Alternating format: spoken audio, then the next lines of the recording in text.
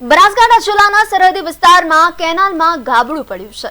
થરાદના ભોરોલ minor કેનાલમાં નીકળતી ચોટીલ ગામમાં 20 ફૂટનું ગાબડું પડ્યું હતું। ગામના ખેડૂત ઓખાભાઈ પ્રજાપતિ 3 એકર જમીનમાં વાવેતર કરેલા જીરુના પાકમાં પાણી ભરાઈ જતા ભારે નુકસાન થયું હતું। જો કે હાલ તૈયાર થવાના આરે આવેલ પાકમાં પાણી ભરાઈ જતા લાખો રૂપિયાનું નુકસાન થવા પામ્યું હતું।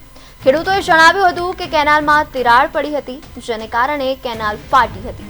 ત્યારે નર્મદા નિગમની ઘોર બેદરકારીથી ખેતરમાં ગાબડું પડતા ખેડૂતને થયેલા નુકસાનનું વળતર આપે તેવી પણ માંગ ઉઠી હતી। આ અંગે જ વધુ વિગતો સામે આવી રહી છે કે જેમાં ખેડૂત ઓખાભાઈ પ્રજાપતિ 3 એકર જમીનમાં વાવેતર કરેલા જીરુના પાકમાં પાણી ભરાઈ જવાને કારણે એમને ભારે મુશ્કેલીનો સામનો કરવાનો વારો આવ્યો છે। સરહદી વિસ્તારમાં કેનાલમાં ગાબડું પડ્યું છે, જેને લઈને આ તંત્રની ઘોર બેદરકારી સામે આવી રહી છે, જેને લઈને હાલ સ્થાનિકોમાં પણ ભારે રોષ જોવા મળ્યો છે।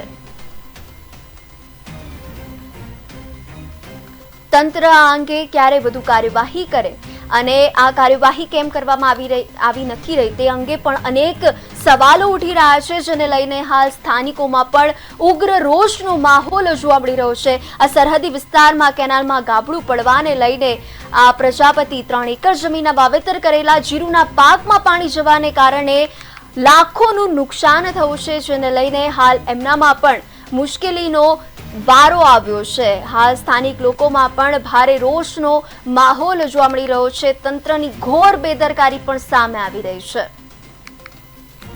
ખેડૂતને થયેલા નુકસાનનું વળતર આપે તેવી પણ લોકોની દ્વારા ઉગ્ર માંગ ઉઠી છે।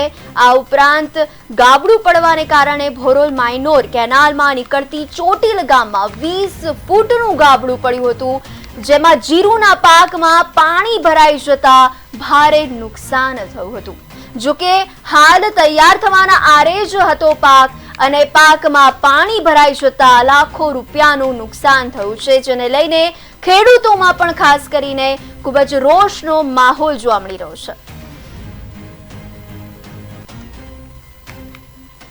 છે। પ્રાંત કલેક્ટર સુઈગામને પણ જાણ કરી છે અને જિલ્લા વિકાસ અધિકારી પાલનપુરને પણ જાણ કરી છે અને મુખ્યમંત્રી કાર્યાલય સુધી મેં રજૂઆત કરી છે। ખોટો સર્વે કરી અને જે સત્તાપક્ષના ઈશારે તલાટી કમ મંત્રીએ રડોસણ ગ્રામ પંચાયતના એક કર્યું છે એ હું પંચાયતના સભ્ય તરીકે સરકારી તંત્રને જાણ કરી છે। સર્વે રદ કરી નવેસરથી સર્વે કરવામાં આવે તેવી મારી પંચાયત સભ્ય અને અરજદાર તલાભાઈ વિરમભાઈ પટેલની રજૂઆત છે। પ્રાંત કલેક્ટર સુઈગામને પણ જાણ કરી છે અને જિલ્લા વિકાસ અધિકારી પાલનપુરને પણ જાણ કરી છે અને મુખ્યમંત્રી કાર્યાલય સુધી મેં રજૂઆત કરી છે। ખોટો સર્વે કરી અને જે સત્તાપક્ષના ઈશારે તલાટી કમ મંત્રીએ રડોસણ ગ્રામ પંચાયતના એક કર્યું છે એ હું પંચાયતના સભ્ય તરીકે સરકારી તંત્રને જાણ કરી છે। સર્વે રદ કરી નવેસરથી સર્વે